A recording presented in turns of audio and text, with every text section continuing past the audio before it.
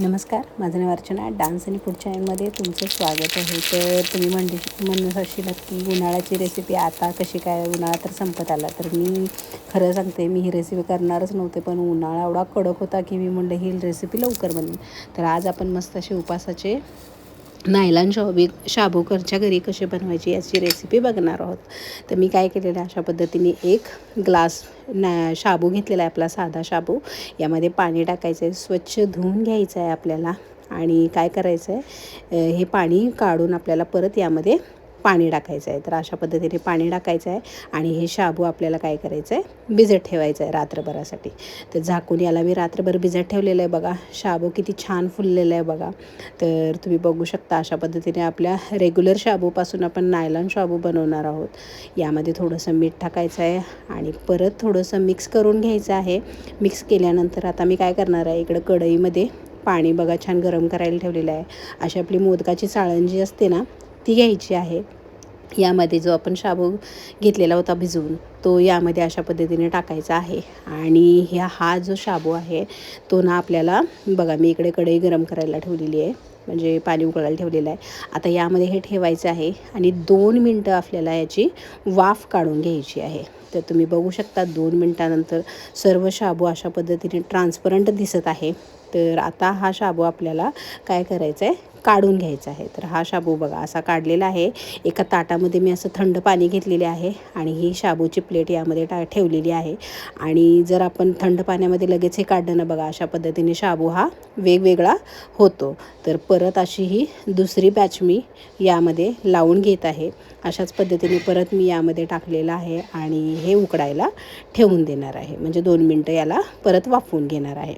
तर बघा, हे बघा मी जे पाण्यामध्ये ठेवलेलं होतं याला काय करायचं आहे, परत आपल्याला एक आपली जी पुरणाची चाळण असते ना, यामध्ये हे टाकून घ्यायचं आहे. बघा मस्त असे हे ट्रान्सपरंट शाबू दिसत आहे आणि छान असे हे फुललेले सुद्धा आहेत.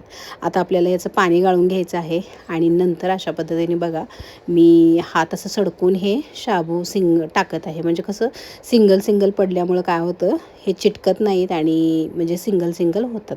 तर अशा पद्धतीने हे टाकून घेतलेलं, दुसरासुद्धा बॅच सेम असा मी पद्धतीने करून घेतलेला आहे. आणि हे जे शाबू आहे ना बघा, मी 2 ते 3 दिवस उन्हामध्ये वाळवून घेतलेलं आहे. आणि उन्हाळासुद्धा खूप कडक आहे, तर 2 दिवसात हे वाळलेले आहेत. मी तुम्हाला तळूनसुद्धा दाखवते. बघा टाकल्या किती मस्त असा हा शाबू फुललेला आहे आणि मस्त हा फुलत आहे. तर तुम्ही बघू शकता किती छान झालेला आहे, पांढरा शुभ्र झालेला आहे. तर अशा पद्धतीने हा तुम्ही नायलॉन शाबू घरच्या घरी बनवू शकता. आणि जेव्हा तुमचा कधी उपवास असेल त्यावेळी हे अशा पद्धतीने तुम्ही तळून घेऊन खाऊ शकता.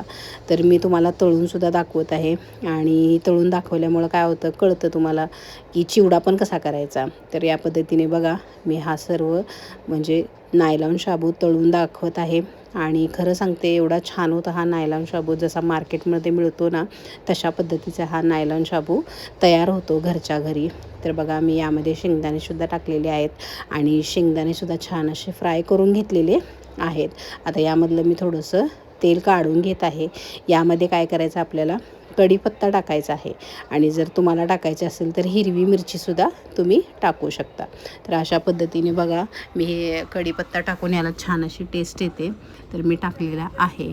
आणि आता आपण काय करणार आहोत, जो नायलॉन शाबू आपण तळून घेतलेला आहे ना, त्याच्यावरती आपल्याला हे टाकून घ्यायचे आहे. तर अशा पद्धतीने जर तुम्ही चिवडा केलात ना, खूप छान होतो, मस्त होतो आणि जेव्हा पाहिजे तेव्हा तुम्हाला तळून खाता येतो. तर तुम्ही बघू शकता अशा पद्धतीने मी हे तळून घेतलेलं आहे. थोडंसं मीठ भुरभरायचं आहे. आपण आधी थोडंसं मीठ टाकलेलंच होतं, पण थोडंसं मीठ भुरभरून घेतल्यामुळं काय होतं की कमी जर मीठ असेल तर छान होतं. तुम्हाला तिखट हवे असेल तर तुम्ही यामध्ये हिरवी मिरची टाकू शकता. आणि मस्त असे हा नायलॉन शाबू तयार होतो आणि एकदम छान होतो आणि एकदम मस्त असा हा घरच्या घरी बनतो. जसं मार्केटमध्ये मिळतो ना तसा हा शाबू बनतो. तर तुम्ही ही रेसिपी ट्राय करू शकता, खूप छान होते, मस्त होते. तर आता मार्केटमधून आपल्याला शाबू आणायची गरज नाही, तर घरच्या घरी घरच्या शाबूमध्येच हे मस्त असे नायलॉन शाबू आपण घरच्या घरी बनवू शकतो.